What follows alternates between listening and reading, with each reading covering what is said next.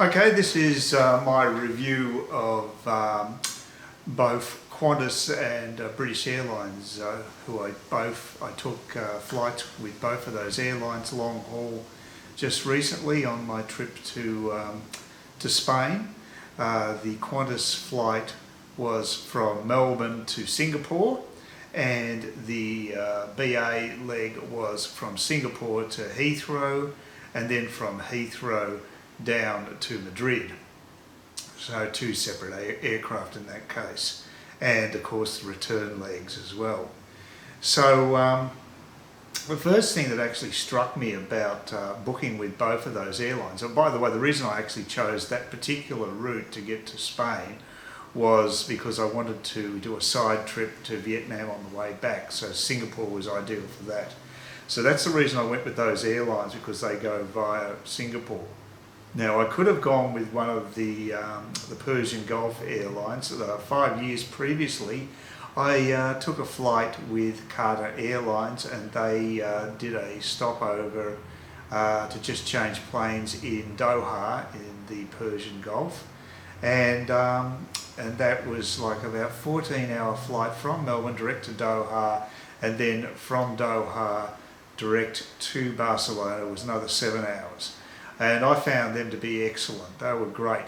And the first difference I noticed by booking with Qantas and BA, British Airlines, was that I didn't get a seat allocation gratis as part of the deal, which I did get with Qatar Airlines. So that was the first big shock. And that wasn't the only shock. It was actually the amount that they were actually charging for the seats. I felt was quite exorbitant. And on top of that, you were able to actually pick your seats, but you're only able to do that within 24 hours of the actual flight. So if you hadn't paid for the privilege of picking a seat, you would have to scramble for one 24 hours before. As it turned out, I just got mine arranged at the airport, and as it turned out, it wasn't a major hassle. I got window seats anyway, so I would have been paying through the nose, especially with British Airways, for the privilege of having a seat, and it's a waste of money. Well, it was on that particular flight anyway. So, I mean, I can't talk about all their flights, but in my particular case, paying for a seat would have been crazy. Now, I don't have problems with leg room. I don't have any particular needs, so I'm pretty easily pleased, and I never as a rule pay for seats. The only exception to that would be if I've got a visa on arrival in turning up to Vietnam, and the reason I do that is because I want to be the head of the queue, so I can, because you've got to go to 2 different counters to get into the country, so it's a pain in the ass. But apart from that, I'd never ever get a pay for seat allocation. I think I've done the right thing. I've done a lot of flying, and even with Jetstar, I generally get the seats I want. So I think, the thing is, check in early. That is my tip. If you check in early to any of these flights, you'll generally have some sort of a choice. But if you do a last minute check-in, well, of course, you're not going to have much of a choice, are you? That just makes sense. So that was the first thing that I was surprised at. And both British Airlines and Qantas, who are partners in a world alliance, they have exactly the same policy. They have slightly different payment regimes. And as I say, the British Airlines, they charge everybody virtually to pick a seat. There's very few people that are accepted from that particular regime. They're pretty draconian. So that was basically my first experience flying with both of those airlines. And so then the first leg, I had to get a Jetstar flight down to Melbourne, and then I was with Qantas. I had very little time to make that connection, by the way. And the first thing that struck me is that even with a Qantas international flight, I still had to go and check in with the machines and what have you. You still have to use the kiosk system, which I don't really like. I'd just rather go to a live operator. I think it's automation gone crazy, but anyway, that's just my personal opinion.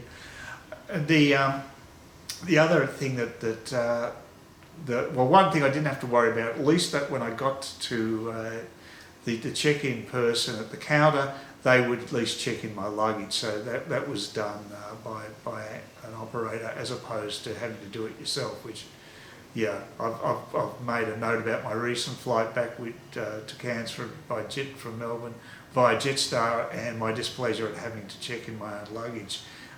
So that's where I really draw the line when it comes to self-service. Anyway, so I did make it to the departure gate pretty well just before they were boarding, which is very uncharacteristic of me. Usually I like to leave a lot of time so there's less stress. But if you leave it up to the airlines to do connections, they'll give you very little time, I find.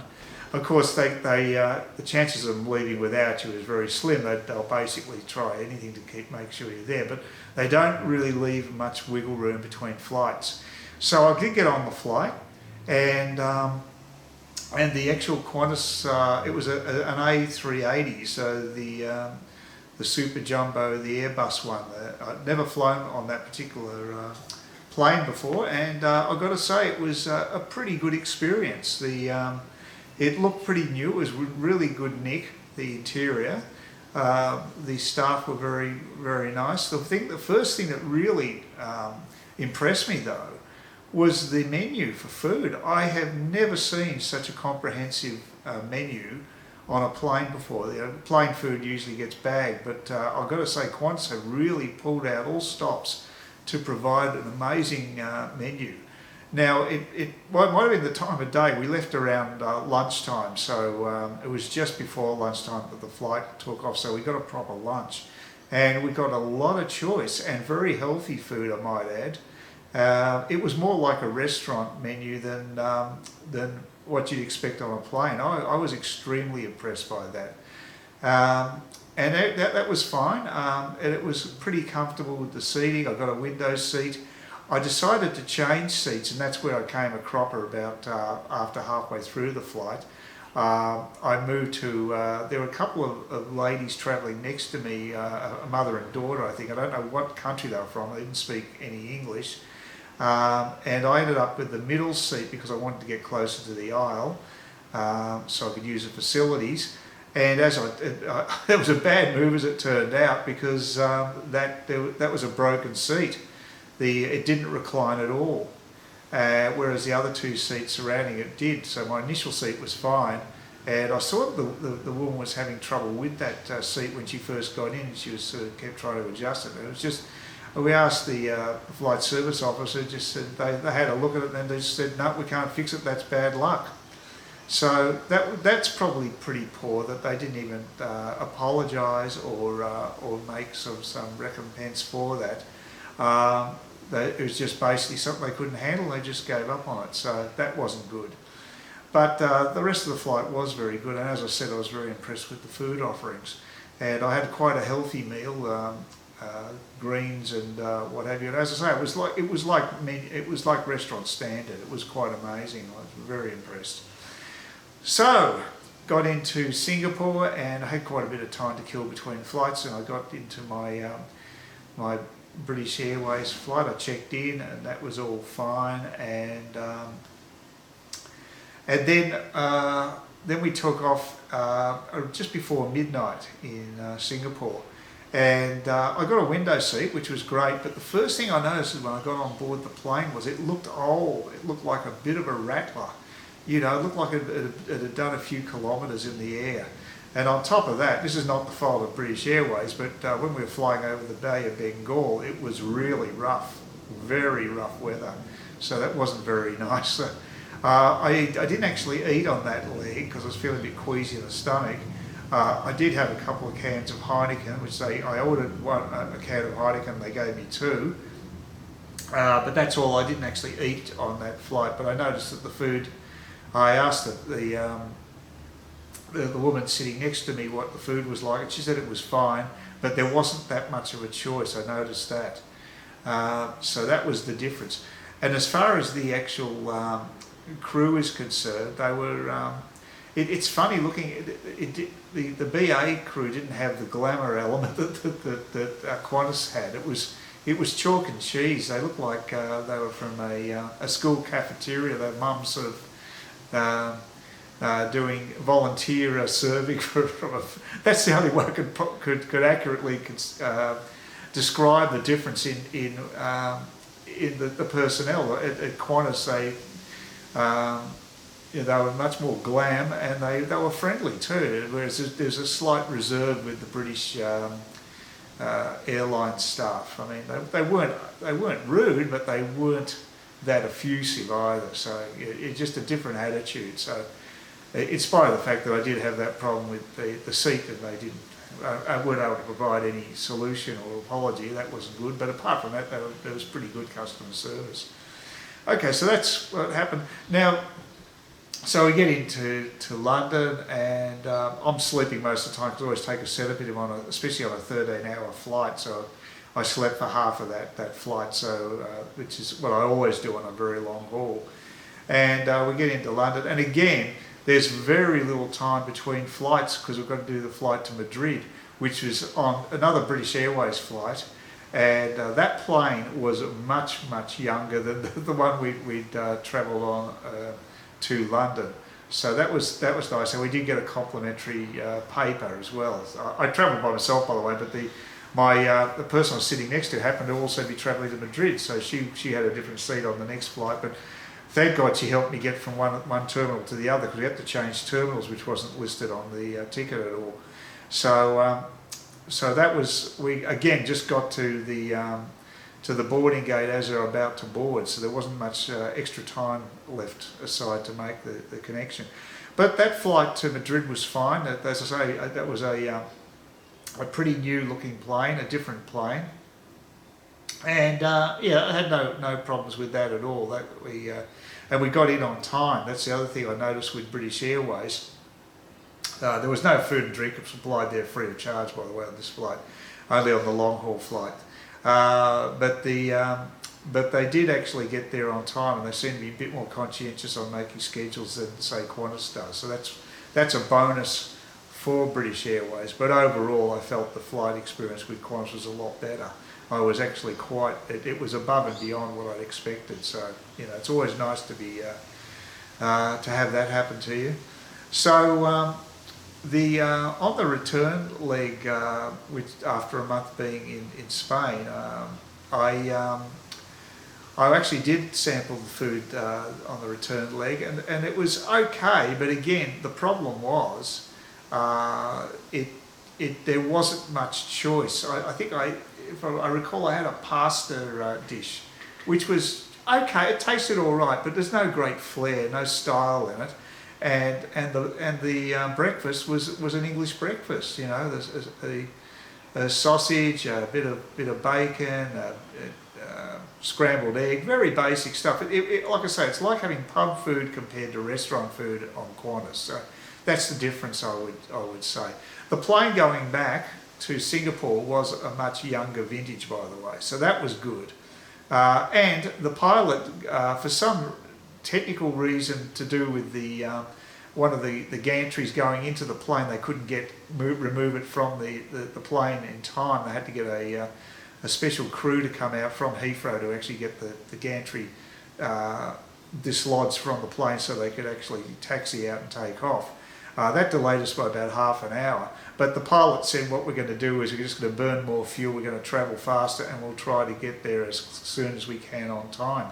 And we only ended up being about 10 minutes late after all that. So they really do put a top priority on making schedule, whereas I think in the case of Qantas, it's more about cost savings, and they're not prepared to do that. So that is a difference between the two airlines. So if you're a business person, I would keep that in mind, because I think business people are obviously watching the clock a lot more than, say, tourists. So that is a consideration.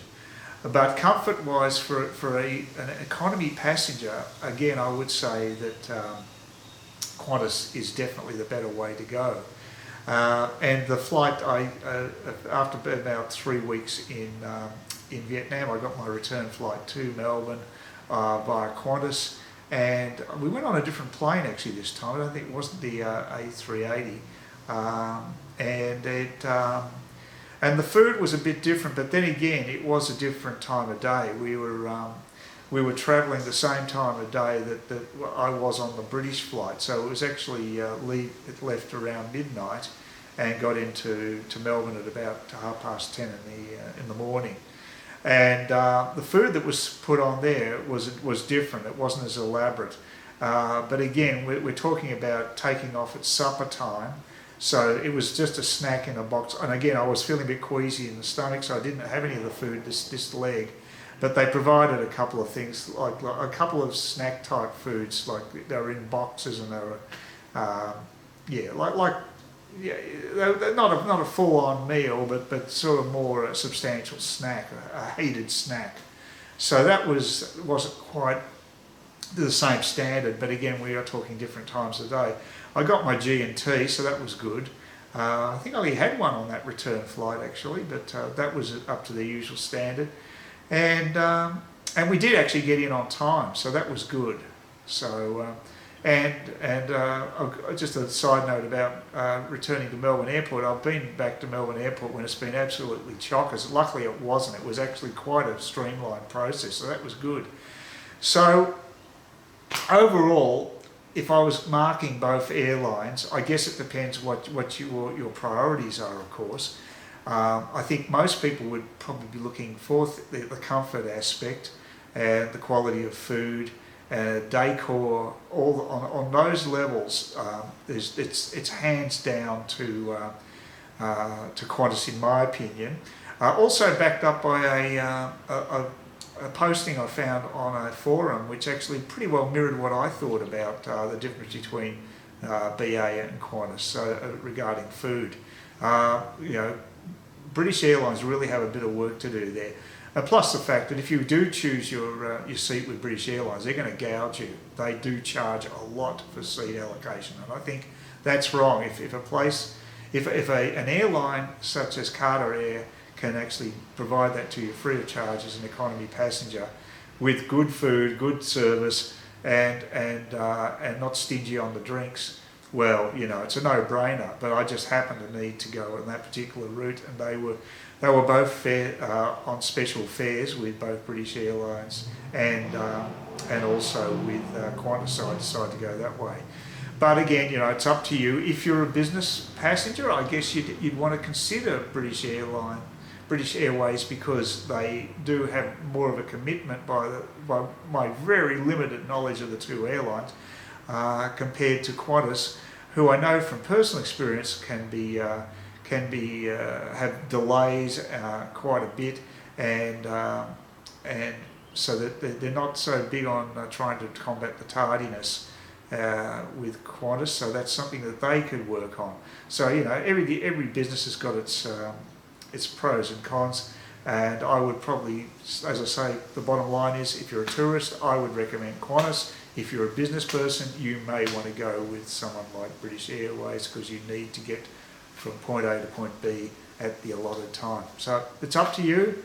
I got there and back in one piece with both airlines, and there wasn't any major hassles, so it was pretty smooth travelling overall. I just hate long haul flights, so no one can do anything about that, apart from maybe Elon Musk with his Starship that can get you across the world in an hour or two. That would be really nice, but it's not going to be cheap. So there you go. That's my review of those two airlines. Hope that's been of some benefit to you. Please consider subscribing to my channel if you think there's anything there of use to you, or entertainment or whatever. And either do that or give me a thumbs up, or if you're feeling really energetic, do both. That'd be great. But please don't ignore me. That's the worst thing you can do on YouTube, is be ignored.